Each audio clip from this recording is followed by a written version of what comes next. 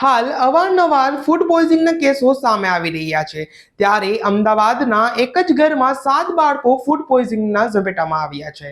નમસ્કાર, હું છું કમલેશ સોલંકી અને તમે જોઈ રહ્યા છો ન્યૂ ગુજરાતી ન્યૂઝ।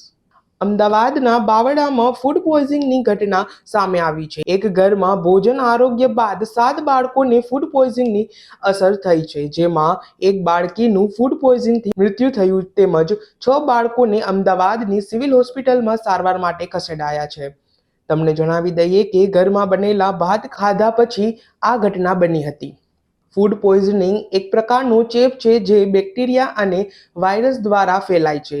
જ્યારે બેક્ટેરિયા ધરાવતો ખોરાક ખાવામાં આવે છે ત્યારે આ બેક્ટેરિયા આંતરડામાં રહેલા સારા બેક્ટેરિયાને બહાર કાઢે છે અને તે પાચન ક્રિયાને બગાડે છે। મોટાભાગના ફૂડ પોઈઝનિંગ ગંદા પાણી પીવાથી, એક્સપાયર થયેલ પેકેજ ફૂડ, ખૂબ લાંબો સમય રાંધવામાં આવેલો ખોરાક ખાવાથી થતા હોય છે। જ્યારે તાપમાન 32 થી 35 ડિગ્રી સેલ્સિયસથી ઉપર હોય ત્યારે બેક્ટેરિયા વધવા લાગે છે।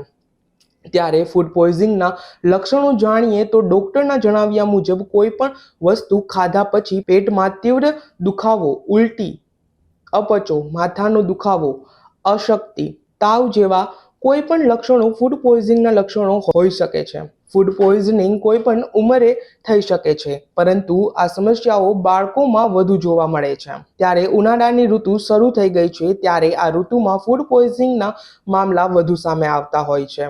ઉનાળાની ઋતુમાં સ્વાસ્થ્યનું વિશેષ ધ્યાન રાખવાની જરૂર હોય છે। ઉનાળાની ઋતુમાં હવા સાથે બેક્ટેરિયા પણ આવે છે અને તે પોતાની સાથે અનેક પ્રદૂષણ લાવે છે, જેના કારણે ક્યારેક આપણી રોગપ્રતિકારક શક્તિ પણ બગડી જાય છે।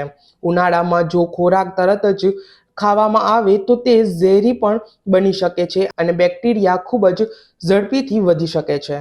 તો આવી જ અવનવી માહિતી માટે જોતા રહો ન્યૂ ગુજરાતી ન્યૂઝ।